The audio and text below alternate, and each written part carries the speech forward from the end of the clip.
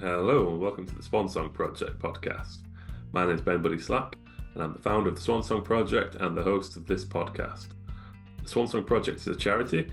We're based here in Leeds, England, and we help people who are facing the end of their lives or dealing with a bereavement to write and record their own original song. We believe in celebrating lives, making memories and leaving legacies. If you'd like to find out more about the charity and hear some of the songs we've written with people, you can visit our website, which is swansongproject.co.uk. The podcast features songwriters. Each episode I have a different guest on. I ask them to share with us one of their songs. We have a chat about how they wrote it. I ask them to share a songwriting tip. And I also ask them for a song that's meaningful to them in some way related to bereavement. This episode features Franz. And it's a really interesting episode. I think you're really going to enjoy it. If you do, please like, share and subscribe to the podcast. We've really trying to grow it this year, and we've got lots more great guests coming up that you're not going to want to miss. Without further ado, here's Franz on the Swan Song Project Podcast. Enjoy.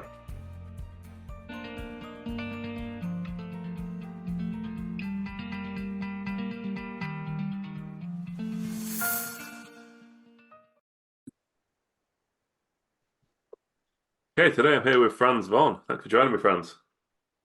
Hi, thanks for having me. Thought you were doing touch to the camera then. Yeah, I'm rubbish at social media, like all this technology stuff. Technology. So, yeah. But yeah. In fact, I had Zoom before I deleted it, and just before the meeting, I realized I needed to get the app. So I'm just frantically downloading it. Quickly reinstalling. Thank you. Thank you for doing it. This is the Swan Song Project Podcast. For anybody who's new to the podcast, we do it in three sections. First, I'm going to have one of my guest songs, and Franz is going to tell us a little bit about how he wrote it. In section 2, I'm going to ask Franz for a songwriting tip, and in section 3, we're going to talk about a song that's meaningful to Franz in some way related to bereavement. So over to you, Franz. Which song of yours have you chosen to share with us today? I've chose Power Be You, and that's from my EP, People the Power, which is out now. Do you play the song now, or do I talk a bit about it? Yeah, well, I've listened to it first, and then we'll have a bit more chat about it afterwards. So, this is Power Be You by Franz. You got the power to use, people, the power be you. You got the power to do, you got the power to choose. You got the power to use, people, the power be you. Remember, say nobody no owe you nothing. So you have to stand up strong. In a strength, you have to hustle. Build up your yard, king of the castle. Been a bit lost, but now you're back up. Been in a war since beginning your bond. Sick belligerent talk, go figure the system is flawed. Consider it rigged with no regards for people's skin color, customs or culture. Elite few hold the cards. See through that cold facade.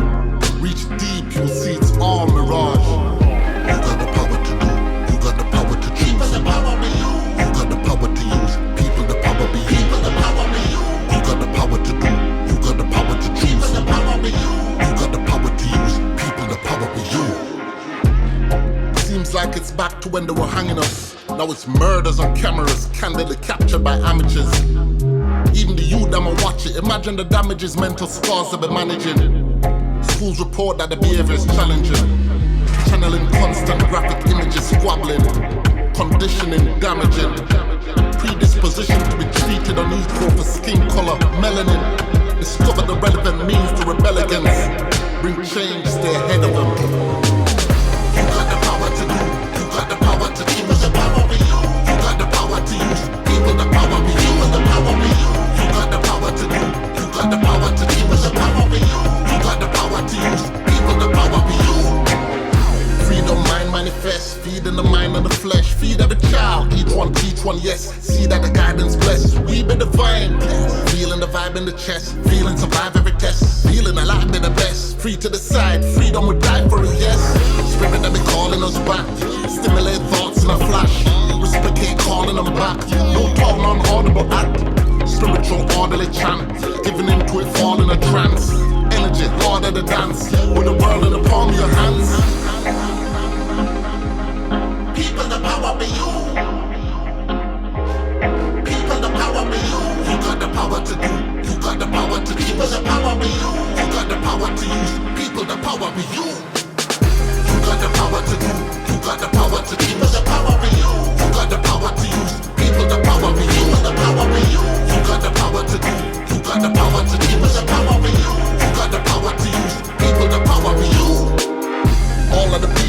rise again.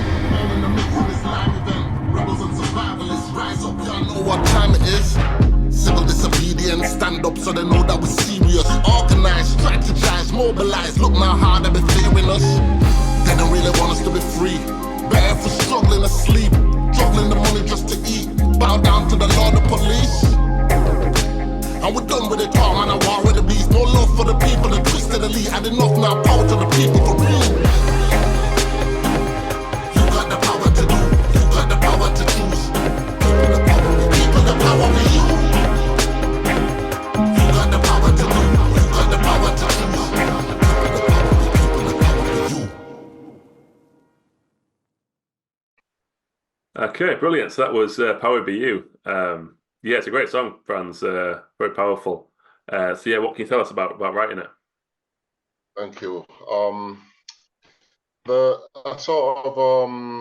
It was during lockdown time when a lot of madness was going on around the world, and I think after the George Floyd incident, and people were like, there was like an outpour on Facebook of different opinions, and I feel like a lot of people at the time felt powerless in just how everything played out and the protests and everything. I feel like a lot of people, well, myself anyway, I definitely felt like powerless, and it's still something that's happening today with things in the news. You watch the news or you see world events going on, and it actually makes you feel a bit powerless because it's something that's happening hundreds of miles away, and you're just one person, and you feel like you can't do anything about it. So the song was sort of there's that sort of thing in the air at the time, and I wanted to say something, but not just come out angry and negative or just being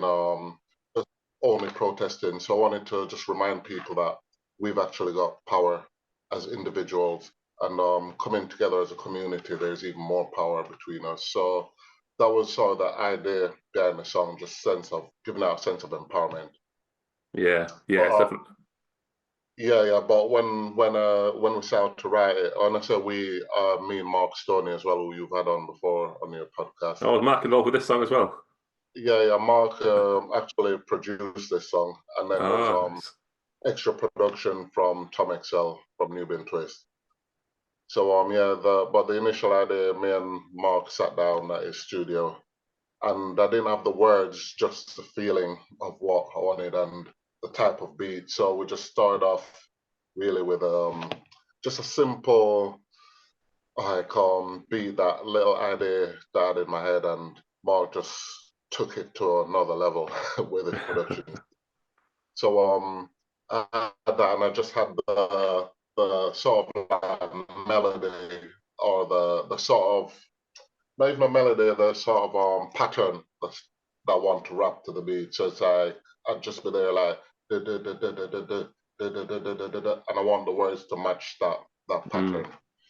And with the everything going on and what I was feeling, it's sort of like I feel like sometimes you're just waiting for the universe to just go, there it is. Because I don't take full credit for writing sometimes, because I feel like it just comes to me, or it just happens when the time's right and you're focused on that. So yeah, that's how it sort of started to come together. We had lots of different versions of it, versions of how we'd want to structure it, or exactly how the song would turn out. So experimented with that quite a bit, and then went to see Tom Excel, and he added further production to it and brought in some different ideas, and structure-wise also. And maybe we thought we had it finished, everything ready to go, and the day before the release, we went back on it and just changed, added like a massive part of the melody in there, and sort of changed the feel of it. It changed the feel of the song, but not the feel of the message. And yeah, we're all happy with that. So yeah, it was a bit of a journey with that song. Yeah. So that's interesting. So you had the feel that you wanted without any words to begin with. Yeah. So just the feel, but not the words or house. Definitely not like a chorus, like something strong. I knew I wanted a strong chorus, but no idea what it's going to be. and I just sort of hum the pattern to myself as the beat's playing. That's part of that's one of the ways that I write. So I'll just make up nonsensical words that fits. I don't know if you know what I mean. So like the chorus is like, you got the power to do, we got the power to choose. So before it's just like da da ba da da da boo, da da ba da da da boo, you know. So until it's sort of like after a while, the sense of what you're writing sort of fills everything, and the words start to try and make it make more sense, and then all of a sudden it's like, right, I'm in now, I'm locked in, and let's go and write the lyrics that way. Yes. But the beat actually plays a massive part of having the production. For me, having the production done first before I write the lyrics is a massive part, because I feel like the music gives you a sense of feel, or shapes your emotions sometimes. And we went into this sort of knowing what emotion we wanted, so that got put into the productions of the beat. And then when I got that now to sit with the beat, then it's just a bit easier now to develop the words. So is that how you work generally? You get a piece of music and write to that, yeah. Or if I'm writing with a producer and I've already got the idea for the song, I'll sit with them and create the music and then write the lyrics. Okay. But sometimes I do write the lyrics first, and then make the beat around it. But usually it's the other way around. Is it hard? Is it hard doing it that way when you've got a set of? I guess, how structured are you with when you're writing? If you were just going to write some lyrics without any music, I guess you'd always have the beat in your mind, have the rhythm of the words in your mind. Yeah, sort of a rhythm in my mind. But a lot of the times when I end up doing that, because I haven't got the beat, I find it easier to write spoken word stuff. And I can still do it everything rhyming that could be used as a song, but without the beat, sometimes I just get carried away and end up doing more spoken word things. Which is a bit of a bonus. Yeah. I think coming from a hip hop background, that's how I started off, just getting beats sent to me, or going to studios and getting a beat, always a beat first, and then write the lyrics. So I think it's just more of a natural way for me to write that way. But then I don't ever want to limit myself, so I also write first and then get the music after. I can do both, but I definitely prefer to have the music first. Yeah. It's interesting. I've not had many rappers on the show, and that I'd never thought of that before, that you might start with as you said, then just that rhythm, the rhythm of the words in your head. But like, people who write melodies, that's often the way they start. They get a melody in their head. So it's the same thing, isn't it? But it's, focused on the rhythm. But that never occurred to me before. That would be the way you might do it. Yeah. And I feel like it's similar with horn players as well. They sort of get the melody and playing it, fleshing it out, and then they've got the harmony. Yeah. It's one of my favorite things to do, actually. Sit down and write. Yeah.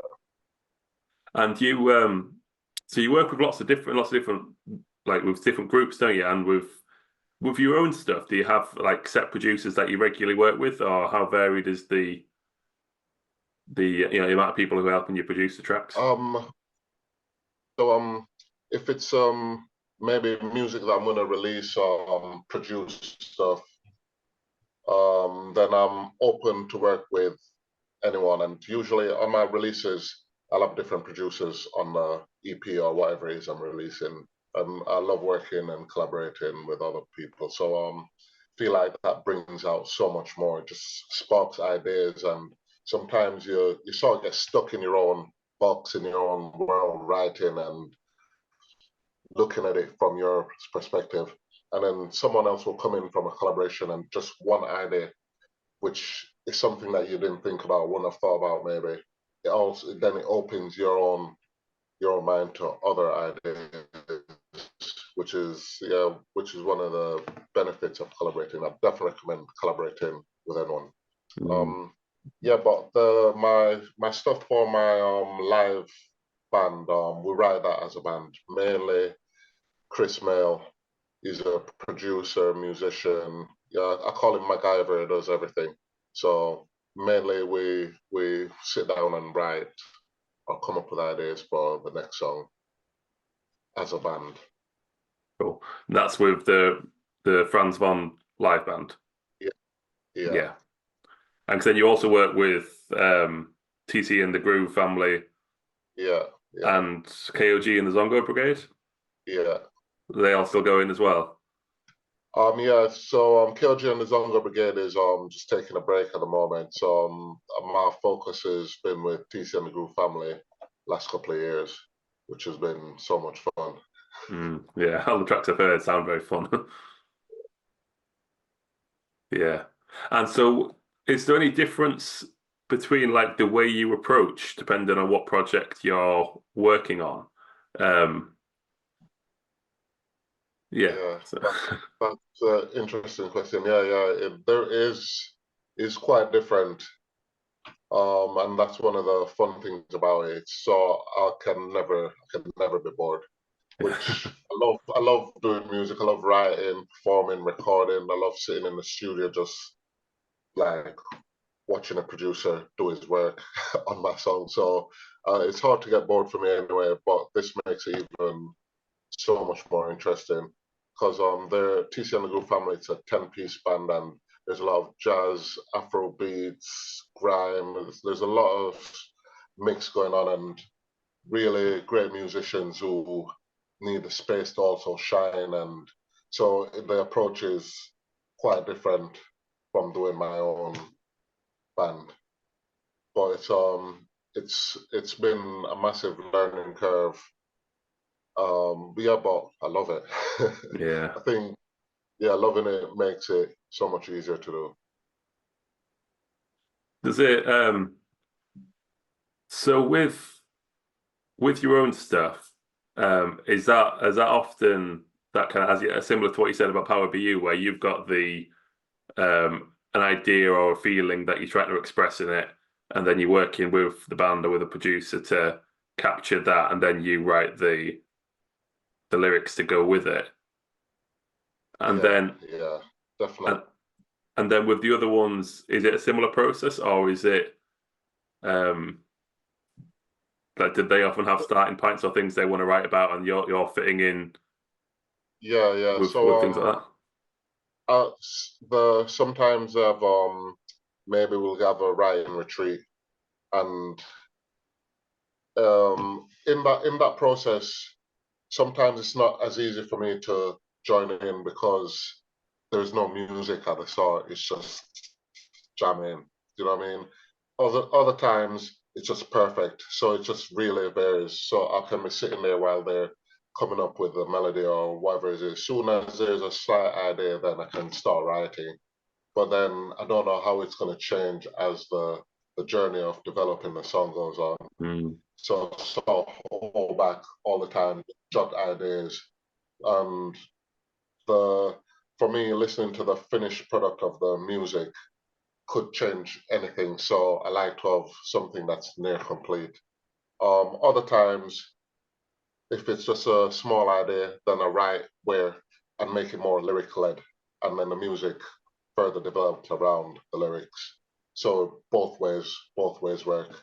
Another one of the process I've done is sort of when I've already maybe had a beat from a producer, it's just someone would send me a few beats and do you like any of these to do a collaboration, and I'll pick one that's really stands out to me.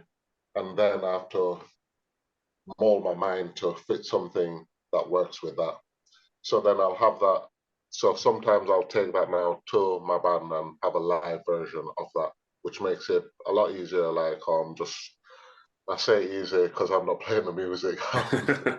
But they're really good, so they make it look easy. And we'll get a live version of a produced track, and then that actually opens up other avenues of it gives you a chance to perform it live for starters, and it gives you another version to do a live session maybe, and it gives ideas for even other songs. So Yeah. There's different processes that work for different songs at different times. And I guess when you're working with the live band compared to with a produced track, then like if you just, if you like, can we extend the verse by a couple of bars, or can we add an extra section in here? Whereas I guess, you can do it with the produced track, but you have to go back and forth, I guess, doesn't it? Whereas if you've got the live band, you can be like, let's just keep this bit going. And yeah. That's always a live video of and also work with a crowd. What's that? Sorry. And I think we must have had some kind of little delay there. But yeah, what was I going to say? Oh yeah, I saw there's a good live video of Power Be You with your band on YouTube as well, isn't there? Yeah. Which is really cool. Hopefully releasing some more from my latest stuff. SM got a live video for that. I think I'm sharing it this afternoon, actually. So yeah, oh, nice. Look out. Yeah. Nice. In terms of what was the question I was going to ask then? What you're saying in your songs, is there anything like, does it always start from hearing that music? So I guess, using the examples of when producers send you tracks, is it like, do you often have things like, I'd like to write about this, or I'd like to write about this, or like stories you'd like to tell? Like, do you have a bit of a bank of that kind of stuff that then you're waiting for something what feels right, or is it just, here's something, or this is what's come to me in response to that? Yeah, it's actually both. Sometimes so sometimes I'll just put on some random instrumentals, maybe on YouTube, and if anything catches me, I'll sometimes write a full song to that and just leave that in a database of songs. And then in the future, if I find a beat, if I get a beat from a producer that it just blends together nicely, then that's done. Other times I'll take that song that I've already written to my band, and then like, I wrote it to this type of melody or this type of beat, and this is the idea I had. Let's work on creating some live music to go with that. So there's definitely that way as well. Mm. Yeah, that's really interesting. The next thing I was going to ask was, what's the like structure like for your writing in terms of, so is it often that you have that the rhythm comes into your head and then the lyrics come to that, or is it free form, or again, is it a kind of a mixture? Is there any kind of consistent pattern to when you're actually writing the words that you follow? No, there's definitely no consistent pattern. And there's no time as well. It's like, I could wake up one morning and straight away it's like, oh, here's something to write, and I'll write it then. Other times I plan like, I'm going to write tonight, and I'll go to write and there's nothing comes out. But I feel like there's a bit of a balance. You can sort of like half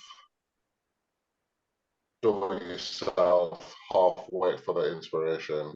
So there's sort of a balance sometimes, and I think I've been doing it a while now, so that I can actually say, but I feel like if I didn't have the inspiration or something coming from the universe at that time, I can still write, but that coming from the universe would have made it better. So yeah. So it's sort of like, for example, if I've got to write for a deadline and the deadline's there, if it's something that I know I need to do, I can do it. But I prefer it when it's something I cannot wait to do, or something I love and I'm just so excited about doing, and the inspiration will definitely come then. Yeah. So yeah, there's just no pattern or anything the same. For example, sometimes someone will send me a finished beat to listen to write to, and I'll get it in my email, and you can sometimes play it straight from the email before you download it. And while it's playing in the email, it's just like that, and I'll start writing, and I'll write the full song before I've even downloaded it, and then I'll download it. Other times, it might be something that I love and I've wanted to write for ages, and I've got it, and I'll just be sitting with it for months, not being able to write anything. So it's just really, yeah, and I watched the podcast with Mark, and they were speaking about the writing of Swarm. And I know I haven't actually said this to Mark. If he watches this podcast, he'll know now. But he sent me the track, and he said it took like 24 hours. The next day, I was there with the lyrics, and as soon as he sent it, I loved how it sounded. It was something different, something I hadn't really written to before. That sort of 3/4 rhythm. But the thing is, he already had his verse recorded on it, so I had that to go off, which is great. That's so much to work with. He's got so much words, and it's so deep and meaningful, and different meanings to the words. You can like take your own meaning from it. So that was great to go. But then it also wrote me his idea and how the song came together, and so I had so much to work with, and I literally wrote it in a few hours. And I thought, should I message him back now and let him know? And I thought, no, it's I'll just sit on it for a little while because it's too quick, you know. Don't want to look too keen, yeah. Yeah, maybe it was like 5 or 6 hours that took me to write that. And it's just sort of one of those things, once I've got it, it's just like, I'll have a cup of tea, that's it. I'm not even stopping for anything. I'm just locked in now. So sometimes the process is like that as well. Yeah. So yeah, when you're writing, you just can't be hard on yourself. You've just gotta let it happen. Yeah. And if nothing's happening, you can't be hard on yourself either way. Yeah. Yeah. Do you often work in quite long stints like that? How like when you are, I guess if you sometimes say when something's not happening to call it a day, but like do you have a routine, I guess, or do you often sit and write for X amount of time, or is it just as and when you feel like it and when things come in? Yeah, it's more as and when I feel like it or when I've got the time. Yeah. So I try to always keep free time. Sometimes in my head I'm like, it's just chill time, it's relaxed time, but that turns into writing time. I actually feel guilty if I chill and relax too much and not do some music. Yeah. So especially if I'm on my own, then I end up writing. Even if it's something silly, just write and store it in the bank. Yeah. All good practice, isn't it? Yeah. One of the things I was going to ask you, so like listening through some of your stuff, like you have got a very big range of like styles of music that you've worked in. Are there any genres that you've not worked in yet that you would like to in the future?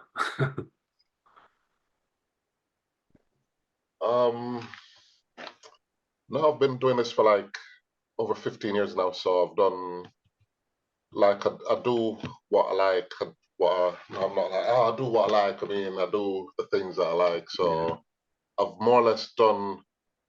Yeah, I think I've more or less done every genre that I'd like to. All styles, but it's continually evolving and developing. So like I'm writing with my band at the moment, and we're just coming out with some stuff like some new. I can't even describe it. It's just experimenting with new sounds, and so pushing myself to rap in different patterns that I've not before. So yeah, in a way, yes to that question. But I wouldn't be able to say what the genre is, but it would be some sort of fusion. I love fusion, and so much collaborating, fusing different styles and music, or going for something that you might not think that will go together straight away. Yeah. All sounds good. Can you explain any more about some of these new patterns that you're trying to write to? Can you explain a bit more about like what that's like? So maybe instead of a standard 4/4 rhythm, like a 3/4 rhythm, and different patterns and changes within the song, and also the structuring of songs. So I've got a sort of a fallback that I always go to, like a standard structure. And so, for example, like an intro, like maybe 8-bar intro, 16-bar verse, 8-bar chorus, 16-bar verse, a breakdown for maybe 8-bar, and then a 16 chorus to finish. That's usually, so then just by saying that, then I'm already thinking in my head, or need a different structure, but something that's worked and is interesting. So when I'm writing and structuring stuff like that, I'm always thinking about performing it live. That's one of my favorite things to do, to show what we've done, what we've created. So I think about how it's going to sound performing live, and if it's interesting and if it's engaging to keep someone interested from the start of the song to the end. So yeah, I always write with that in mind. Yeah. And it can sometimes get a little bit chaotic with that, because sometimes you're producing, you're making something that you also want to release for Spotify or whatever. But a lot of the times 3 minutes, around the 3 minute marks, like acceptable for radio play. So then you've got to think about that while making a song. But at the same time, I'm always thinking, playing it live, and I'm like, no, I want more, I want it longer, extend a bit, you know what I mean? And then like, oh, I thought we were making this for a 3 minute version for the radio, and then you're like, oh right, then I've got to separate my brain and like, right, the first thing we'll do is make it live. That's the main thing. We wanted to make it so it's great live. So if you come and see us play, you'll enjoy it, you'll be engaged, and you'll like be wowed by it. So we'll do that, and then we'll do all the other versions. So then we'll do a radio version, maybe a version for DJs to play out. You know what I mean? Yeah, that'll make sense. Yeah. Do you with your lyrical writing, do you have set things like like rhyme schemes that you often use, or like challenges for, because like a lot of rap uses a lot of internal rhyme and stuff, doesn't it? Do you have things like that you set yourself to do, or is that just comes naturally and you go from there? Some of it comes naturally, but if it's not interesting to me, then I won't use it. So the more internal rhyme schemes and rhyming patterns and tongue twisters, I'd go towards that. But at the same time, I don't want to overdo it with that. And I want it to be digestible, easily digestible, but still have lyrical content and show versatility, dexterity, and cadence. Do you know what I mean? So it's definitely something still interesting, but something that can be taken in. Yeah, something that like, so I love, some of the things I love in songwriting in general is like, like clever wordplay, but again, it's always getting that balance where it doesn't feel like you're just showing off, like, look at all these fancy words I can do, but it's finding a really clever, and like I love internal rhyme. So obviously, like, rap's one of the genres that has some of the best uses of that. But it can be a hard balance, can't it, between finding things that balance, I guess, of saying what you want to say, and using skill, but not in a showy way. Yeah. Your screen's gone a bit blurry for some reason, Franz. It's not. I can still see you, but you're just a little bit blurrier than you were. Give it a while. There we go. Much better. Might be phasing out. The internet's really rubbish here as well. I think it's been okay for the most part, so we should be doing all right. Cool. So let's move into section 2 now, shall we? This is where I ask my guests for a songwriting tip. So what would your tip be for us today, Franz? I'd say be free with your writing. So just sort of go with lyric writing, definitely just go for it. Don't worry about it sounding silly or anything like that. So write I usually have 2 pages, one that I'm gonna write the actual song on, and one just for the ideas. So then I can be as silly as I want on that page, and then take the best bits out and make it make sense on the real page. But so we're sort of really critical on ourselves when it comes to writing and things like that. You're a lot more critical generally than someone else would be. So just try not to be too critical on yourself. A lot of the times I write with young people. I do this project called Tracks UK, and it's working with young people on free schools meal, young people from the care system, young people who are sort of at risk of offending. So, and what I found out is that they just go for it. Like in 10 minutes, they'll write a full song, and they say, "Yeah, finish, here you go." And some of it's just like, wow, like it's good, but sometimes you think, "Oh, I can't believe you're not bothered that you wrote that," and it's just sort of having that childlike attitude of like not really caring that much. If you have that, and then we're adults, so then you can make it make sense and pull it back a bit. That's if I don't know if I'm coming across. It's sort of just being free, childlike, and writing. One of my friends told me about a thing she does where she sets a challenge. She'll write a poem in for a friend, random, give her a couple of words, and she'll write it in 10 minutes, and she's gonna email it back within 10 minutes. So then you've got no time to think, and some of them is just really abstract and words. But so that sort of helps you to get away from being too critical on yourself and losing a bit of inhibition when it comes to writing. So Yeah. I've learned from the young people I work with, like, because they put so much pressure on yourself, you're like, oh, you think about who's going to listen to it, like performing it live, what am I saying? And that can become too much sometimes. So just take the pressure off yourself. Don't put too much pressure on yourself and have fun with it. Yeah, sounds like really good advice. Do you have clear times when you do that, and do you have times where you sit down and you're like, I'm just gonna have fun now and not worry about what's coming out? Yeah, definitely. I usually do that on my own in case something really ridiculous comes out. Yeah, so yeah, I definitely do that, and I love doing that. Sometimes I'll just put on some instrumentals and just rap a full 1 hour set to myself just to do it. Then I'll do it on beats I wouldn't usually rap to, just for the fun of it. Yeah, that's a good way.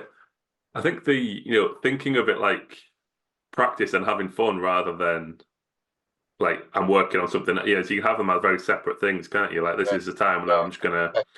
I think you've hit the nail on there. That's what I'm trying to say. Don't make it about work. Make it about having fun. If it's something you enjoy anyway, then just enjoy it. And sort of money or whatever comes from it, those are just like bonus. Because personally for me, I'll do this. I do this anyway.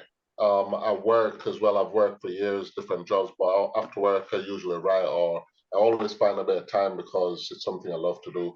So if you do it as fun just because you enjoy it, then everything else is just a bonus. So yeah, I like that. It's like between work and fun, and it is work, but it's fun. So like I don't look at it as work. I just look at right. I just want to have some fun with this now. And sometimes I'll spend hours writing something, get it perfect, without knowing that it's nothing. I'm never going to release this, and almost sometimes I think to myself, I'm wasting time perfecting this lyric I've wrote to this beat that I'm never going to use, but I don't mind because it's fun. So it's hard to separate that from work when you've been commissioned to do something. I do it with the same attitude. I do it with the same approach. I was like, well, I was having fun just doing this anyway yesterday, so I'll carry on now with this I'm being paid to do. Yeah. It's a funny thing with music, isn't it? Where like the stuff that you create when you are just playing and the stuff that you create when you're working hard, like there's not necessarily that the stuff you work really hard on is going to be better than the stuff that just comes when you are just really relaxed and playing. Whereas in most things, you would assume that the more focused and hard working you are at it, it's. Yeah, and I think once you realize that, then you realize, well, I might as well have fun with it. Yeah. And it seems like it's a very common thing. Yeah. And it's like a very common thing, I think, of people starting out, like you talk about the young people that you work with, like when you first get into music, it's like, oh, this is great fun. Let's play and enjoy this. And then it's almost the more successful you become with it, or the more like the more serious you get about it, the more pressure you put on yourself, and then that's not necessarily always for the better. I think there's things that you learn, the more advanced you get at it, and the more experience you have that are useful, but they're not useful without that playful freedom that you have when you start off. So it's kind of finding that way of combining the two. Yeah, definitely. And it goes into the performance side as well. Going on stage as if you're at work is so much different from going on stage to have some fun, and that translates to the audience. So it's a great play. Yeah, I really like that. I used to have 3 notebooks was my process. So I had the one notebook which was the nobody's ever going to see this notebook. This is my anything goes, complete nonsense notebook. Yeah. Then one which was like a work in progress notebook. So the stuff that was, so I wouldn't mind somebody seeing the middle notebook. I didn't really want people to see it, but they could. They couldn't see the first one. Then the third one was finished songs. So that was what, like, I'd show that to anybody. Like, these are some songs I've pretty much finished now. Totally understand that. Yeah. Have you ever done the writing stuff and then just like with writing something with the idea of throwing it away? No, because I save everything. You save everything? I like to save everything, yeah. And I tell the young people that as well when I work with them, they cross everything out, like, no, rip it up, throw it away. I'm like, no, I know you're not going to use it. But just save it, even if you never use it, something to look back on to see where you were. So, yeah, I save it all. Save all of it, yeah. You never know when it's going to come back. Yeah. It might come, yeah. I think I might be someone on the podcast at some point that said that they'd done that where, like, and I guess it's like linking a bit what we said of doing it for trying to really get yourself into that mindset of, I'm just writing for fun here. I'm not writing I don't have to worry about anyone seeing it. But like saying, I'm going to sit down and fill this page with writing, and then I am just going to throw it away. So like, I know nobody's ever going to see it. Because sometimes, I don't know if you ever get this way, when you are being very free with stuff, so it's something that I find it really hard to switch off that thing of like, but what if someone finds this? I'm writing some really weird stuff here. Like, I'm not intending to show anybody, but what if someone sneaks in and looks at my notebook and goes, oh, he's a weirdo. Well, if you accidentally record it and it gets shared out. Because I used to do sort of hip hop, just freestyle sessions, ciphers, and then we used to record it. And the recordings would just be for us. But you always just worry that, do not put this online, please. You know what I mean? Yeah. What's that like when you're freestyling then? Like, again, freestyle happens one of those things that I've always kind of thought it's just like blows my mind that people can do it. But what's that? Can you have any of that kind of filter when you're doing it when you come up with it that quickly? Like, how can you?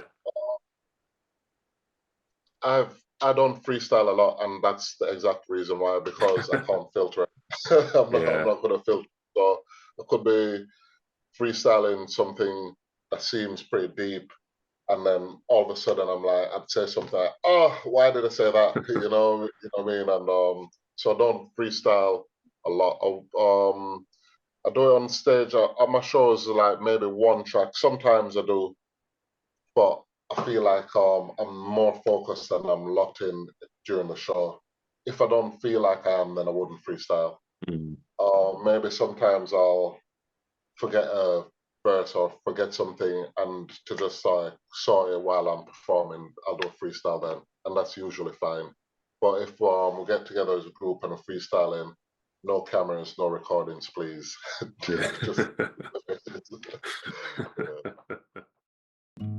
Maureen went peacefully, and she went in my arms. I could speak to her, but it wasn't enough. There were still things I wanted to say to her. But the end product, even now I can't believe it.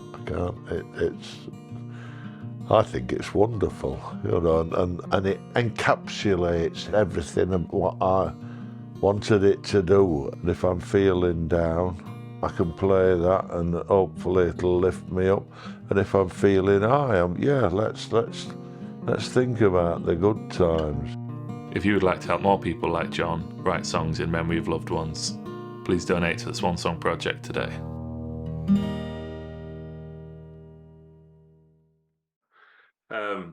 Cool, so let's move into section 3 now, shall we? This is where I ask my guests for a song that's meaningful to them in some way related to bereavement. And what I'll do here is I'll put the link in the description so anyone listening to the podcast or watching us can pause us and go listen to the song if you want to. So which song have you chosen for us here, Franz? I've chosen Sleeping Lions featuring Pariss Elektra, and that's by TC and the Groove Family.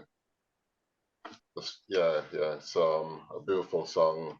I love it. I've had the privilege of being on stage while Pariss has been there singing it and the band performing it live. And I've had the privilege of being in the audience to look at it from that point. So I've seen it from both perspectives. I've been in the rehearsals when we perform this song, and it's really emotional, and yeah, it just sort of takes you away. And it's sort of with people that's passed away, it sort of always brings my mind there. And Pariss, who wrote it, unfortunately, her grandmother passed after she wrote that song, and it just meant a lot to her. And she always delivered it with so much love and care and emotion. It's just a song that I think it's perfect for me anyway, for this relation to bereavement. Yeah, it's a beautiful song, very powerful. So you say she wrote it before her grandma died, and Yeah. Do you know, was it written with any bereavement in mind, or was it just? I'm not sure. I haven't had the chance to. I wanted to speak to her before the podcast, but I've not had the chance to do that.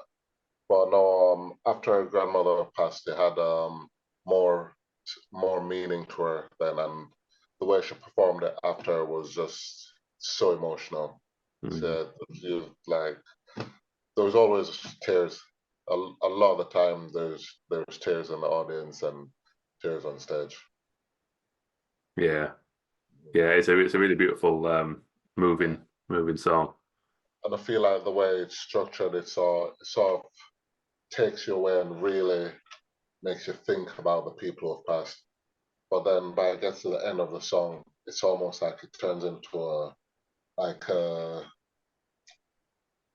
powerful celebration, like a joyous celebration of the person's life. That's my interpretation of it.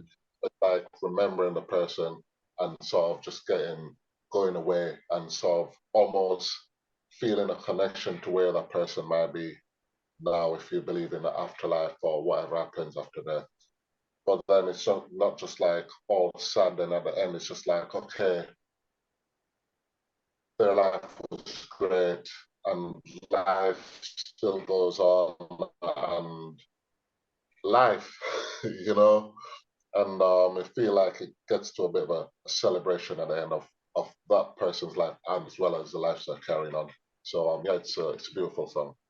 Yeah, and it's a fine line with the songs that you know kind of like hold this space of So yeah, whether it was directly written about bereavement or not, but whether it feels that way, and then you say that interpretation of it there of like being able to walk that line where it's I love songs that have that bereavement element without feeling like too much like a sad song. Do you know what I mean? Yeah, where it does kind of feel like that. And again, the kind of thing we get this a lot in Swan Song of people writing songs, but they don't want them to feel like sad songs. Yeah, it feels like there's a special category of song where it's emotionally kind of deep, but uplifting and joyous at the same time. And so some of the songs with TC and the Groove Family are definitely like that, and quite a few of the songs with KOG and the Zongo Brigade are exactly like that. It's sort of deep, meaningful, almost sorrow, but really uplifting at the same time. Which I love that as well. Yeah, I think music's probably like the best art form for that, isn't it? In terms of that walking that way and to walk that line, it's such a it's just it's magic, isn't it? So like on the horns as well, especially saxophones, trumpets, trombones, they just sort of really can pull those emotions. Yeah, definitely. Yeah, it's a great song. But yeah, thank you very much for your time, Franz. It's been great talking to you. Thank you. And I'll put all the links to all your different pages, and I'll put the links to all the different bands as well in the description of the episodes. People can check you out. And you say you're working on a new EP, were you? Yeah, I'm working on a new EP with my hip hop band, and I'm working on a new EP with TC and the Groove Family. So a lot of new music coming 2024. Excellent. So yeah, people can go and follow your pages and keep an eye on them for those coming out. Good stuff. Yeah. Thanks a lot, Franz. That's been a pleasure. Thank you very much. And thanks for tuning in, everyone. We're back with another episode soon.